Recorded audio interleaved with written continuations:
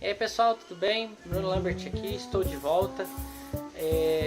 Faz tempo, né, que eu não gravo vídeo, porque eu estou numa correria aqui, estou resolvendo algumas coisas, não consegui voltar aqui com uma grande frequência, mas vou tentar aqui lançar para vocês um vídeo por semana, tá ok? Para sempre manter o canal em movimento, crescendo, para vocês também terem algum vídeo para dar uma olhada, né, para se inscrever também, para ver as novidades, certo? Hoje a gente vai falar um pouco sobre bolos, tá? Eu fiz uma enquete lá no meu Instagram, perguntei o que o pessoal gostaria de ver no novo canal, né, no novo vídeo também do YouTube, e a votação lá, a maior votação foi sobre bolos. Então vou fazer uma leve introdução aqui sobre bolos, tá? Como eu tinha falado nos primeiros vídeos do canal, eu sempre vou falar um pouco a parte teórica, tá?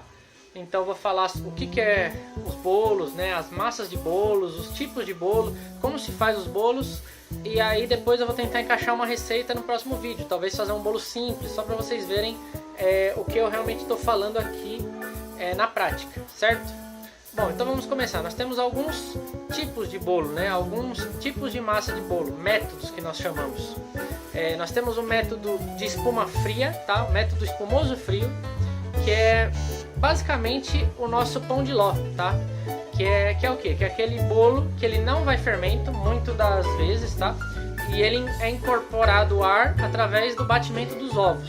Ele chama método espumoso frio porque ele é só batido na batedeira com açúcar e depois é adicionado a farinha peneirada e ele é colocado no forno, certo?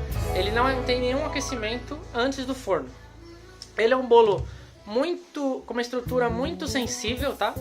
Ele geralmente é recheado com recheios bem leves, como chantilly, frutas, essas coisas.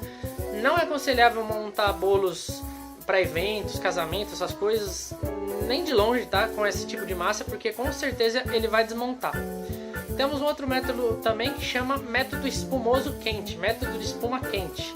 É a mesma coisa de um pão de ló, só que você, em vez de bater os ovos a frio, depois adicionar, né, o açúcar, a farinha peneirada e levar para o forno, você vai fazer o que? Você vai bater o açúcar e os ovos, tá? Até atingir mais ou menos 40 graus. Aí você precisa de um auxílio de um termômetro.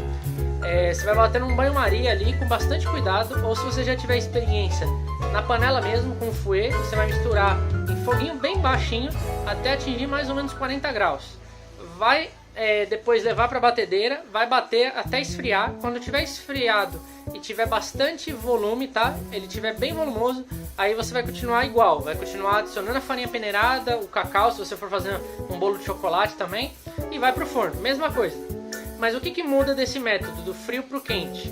O método frio, ele não tem tanta estrutura, não tem tanta estabilidade e ele tem menor incorporação de ar, tá? O método quente, ele tem um pouquinho mais de estrutura, você consegue manusear melhor essa massa, porque quando você cozinha levemente as gemas, os ovos no caso, né, gemas ou ovos, ela começa a engrossar levemente. A gente não consegue perceber muito aos olhos, mas ela começa a coagular, tá? Porque os ovos começam a coagular acima de 40 graus, eles começam a coagular, vai até 60, quando soltar os ovos ele já coagula, vira um omelete. Quando ele está em algum tipo de creme é até 80, 82 graus, tá?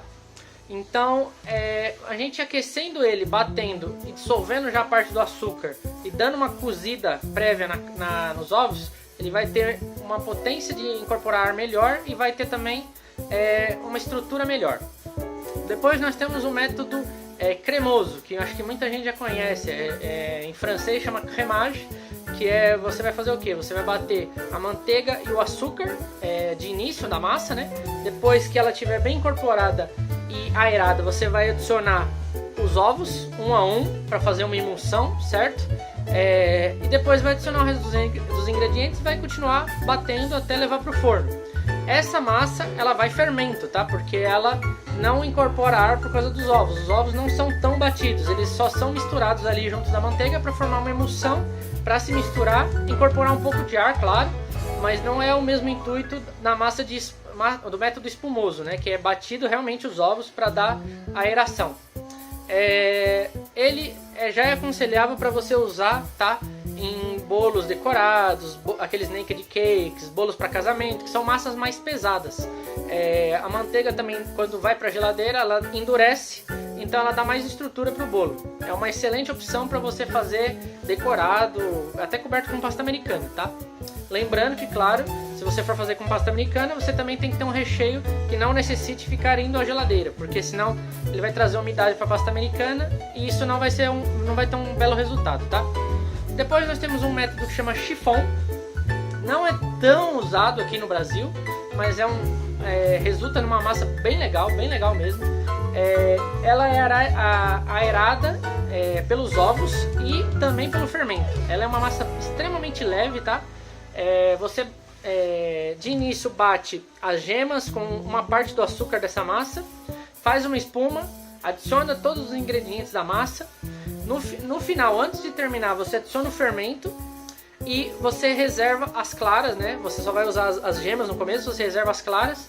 No final, antes de colocar esse bolo no forno, você vai bater as claras com o restinho do açúcar que sobrou, tá? Nas receitas sempre tem duas quantidades de açúcar, uma para bater com as claras e uma com a gema, tá? E aí você vai incorporar essa clara batida em neve também, em ponto leve, tá? Ela bem macia, vai incorporar no bolo e vai levar para assar. Ela tem uma forma especial, tá? Que é uma forma de bolo chiffon. Depois eu vou mostrar pra vocês até lá no meu Instagram, tá? Quem for curtir esses vídeos, quem for curtir esse vídeo e ver, né, essa explicação, depois eu vou ver se eu posto lá no meu stories como é que é a forma de bolo chiffon. É um bolo bem legal, só que ele tem uma forma especial porque você assa ele normal, né? Como se fosse qualquer bolo, e depois você esfria ele de ponta cabeça. Porque ele é uma massa tão leve, mas tão leve que o peso dele e o peso da atmosfera, digamos assim, do planeta, né? A densidade já faz com que ele volte e encolha, ele perde muito volume, tá? A estrutura dele é muito sensível também. Esse bolo é como se fosse um pão de ló, só que ele é mais aerado ainda. Então, recheios e coberturas muito leves também, como chantilly, frutas, merengue, essas coisas bem leves, tá? Nada de ganache, essas coisas muito pesadas, porque não vai dar certo. E por último, nós temos um método que a gente conhece, que é o método do caseiro, digamos assim, que é o método de liquidificador. Aquele bom e velho método de liquidificador que a gente faz bolo de cenoura, por exemplo, que a gente joga lá os pedaços de cenoura, né, descascados e tal, depois adiciona óleo, açúcar e por aí vai, tá? Esse método é bem legal, só que ele também não tem tanta aeração. Claro que ele tem bastante ovo, líquido também, é uma massa mais líquida, inclusive, muitas das vezes. Só que como ele não é batido os ovos separados, ele é mais ou menos tudo junto, né? Você já coloca cenoura, coloca ovos e tal, ele não tem uma aeração tão boa. Então você também precisa do fermento químico para ele agir, crescer e ter uma massa fofa e levinha, maravilhosa e úmida, tá? Muitas vezes a gente faz esse erro, a gente acha que só porque a massa é bem líquida ela vai crescer bastante. Nem sempre, tá, pessoal? Depende muito da quantidade de fermento, do método que você fez, dos outros ingredientes. Se você coloca, por exemplo, você vai fazer um bolo de cenoura e tem muita cenoura no bolo, ele vai dar uma pesada na massa, então ele pode também ser que não cresça de uma maneira uniforme, uma maneira adequada, tá?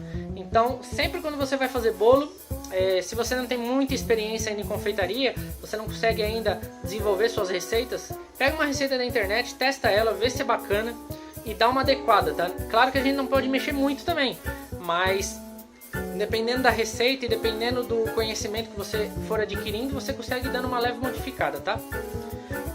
Bom, pessoal, é mais ou menos isso que eu queria explicar. Tem mais coisas sobre bolos, tá? Bastante assunto para falar, na verdade. Só que para não ficar um vídeo muito longo, eu resolvi parar por aqui. E vou ver se eu faço um próximo vídeo falando de bolos também, ou já faço uma receita. Eu vou ainda pensar qual dos dois eu vou fazer, tá? Então, para quem gostar do vídeo aí, gostar do canal, peço para que vocês curtam, compartilhem, se inscrevam, tá? E ativem as notificações, que é para ver quando sair vídeos novos, tá? Por favor. E vamos aí ajudar a crescer o canal e eu vou trazer bastante conhecimento para vocês o máximo que eu puder. Valeu, obrigado!